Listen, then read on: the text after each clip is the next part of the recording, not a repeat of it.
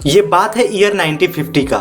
New York का एक normal सा बिजी स्ट्रीट जहां हर दिन लोग अपने काम की वजह से भागते रहते हैं और जहां सिर्फ ट्रैफिक का शोर होता है, जहां किसी का रुकना भी नोटिस नहीं होता। लेकिन एक दिन वहां एक आदमी रुकता है और उसका वहां रुकना पूरी रियलिटी को रोक देता है। वो आदमी फुल्ली कंफ्यूज्ड है और उसका कंफ्यूजन उसके चेहरे पे साफ साफ दिखाई दे रहा है और उसका चेहरा इस बात का प्रूफ है कि वो इस जगह का नहीं है। और जब कोई किसी जगह का नहीं लगता तो उसे सभी लोग नोटिस करते हैं, लेकिन फिर भी वही होता है, ट्रैफिक चलता रहता है, लोग आगे बढ़ते रहते हैं और फिर अचानक से एक गाड़ी उस आदमी को टक्कर मार देता है और एक सेकंड में उस आदमी का लाइफ खत्म हो जाता है। लेकिन उसके लाइफ खत्म होने के साथ ही एक और नया मिस्टीरियस चैप्टर स्टार्ट होता है। पुलिस आती है, बॉडी चेक होता है और जैसे ही उसका पॉकेट चेक होता है एक मिस्टीरियस चीज सामने आता है, क्योंकि जो भी चीजें उसके पॉकेट से मिलता है वो इस टाइम का नहीं लगता। कुछ कॉइन्स मिलते हैं जो कि बहुत ही पहले बैन हो चुके हैं और अब वो यूज में नहीं है, और कुछ पेपर्स मिलते हैं जो कि बहुत ही पुराने लग रहे हैं, और एक विजिटिंग कार्ड मिलता है जो कि किसी पुराने जमाने का लगता है। और जब एड्रेस मिलता है तो कंफ्यूजन शॉक में बदल जाता है, क्योंकि वो एड्रेस ऐसे स्ट्रीट का था जो कि उस ईयर 1950 में एग्जिस्ट ही नहीं करता था। और जब एड्रेस ही एग्जिस्ट नहीं करता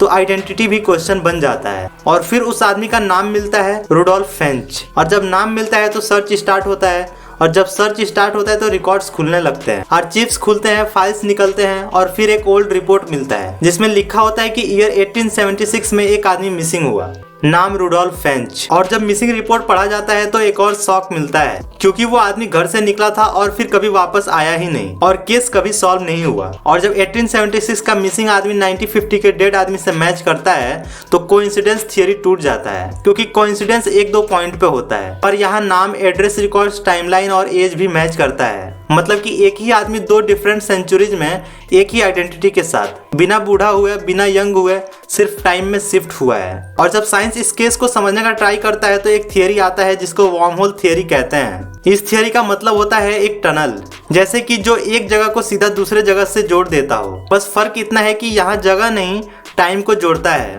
मतलब ये टनल एक टाइम को सीधे किसी दूसरे टाइम से कनेक्ट कर सकता है। और जब ऐसा टनल एग्जिस्ट करता है तो इसका मतलब ये होता है कि कोई इंसान मशीन के बिना भी गलती से उसमें चला जाए और एक टाइम से निकल के किसी दूसरे टाइम में पहुंच जाए। फिर इसी को एक्सीडेंटल टाइम ट्रेवल भी कहते हैं, यानी जानबूझ के नहीं, बस गलती से टाइम चेंज हो जाना। और जब एक्सीडेंटल ट्रेवल का आइडिया आता है तो एक नया डर पैदा होता है कि शायद टाइम ट्रेवल मशीन से नहीं बल्कि टाइम ट्रेवल किसी पर्टिकुलर जगह से किसी पर्टिकुलर टाइम पे होता है। तो सोचिए, अगर कोई इंसान गलती से ऐसे जगह पहुंच जाए तो वो कहीं दूर नहीं जाएगा बल्कि बस टाइम चेंज हो जाएगा। सिंपल वर्ड्स में बोले तो समझिए कि आप एक सेकंड पहले कहीं किसी प्लेस पे ईयर 2026 में खड़े हैं और नेक्स्ट सेकंड भी आप वहीं खड़े हैं, लेकिन ईयर 1850 हो जाए, यानी कि जगह सेम लेकिन टाइम अलग। और सबसे स्केरी बात ये नहीं है कि वो दूसरे टाइम में पहुंच जाएगा, बल्कि सबसे स्केरी बात ये है कि उसे पता भी नहीं चलेगा कि वो टाइम ट्रेवल कर चुका है। और अगर रुडोल्फ फेंच के साथ भी यही हुआ तो वो सिर्फ घर से निकला था और दुनिया बदल चुकी थी।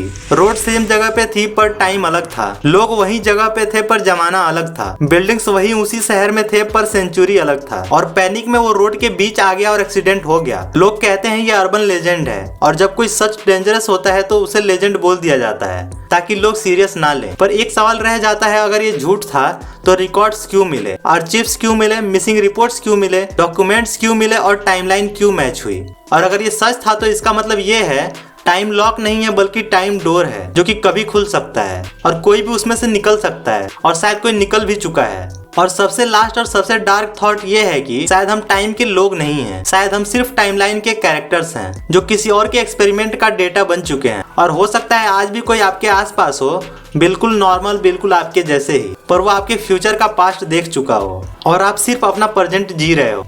तो कमेंट करके बताइए कि क्या ये सिर्फ कहानी है या वो सच है जो हमसे छुपा दिया गया।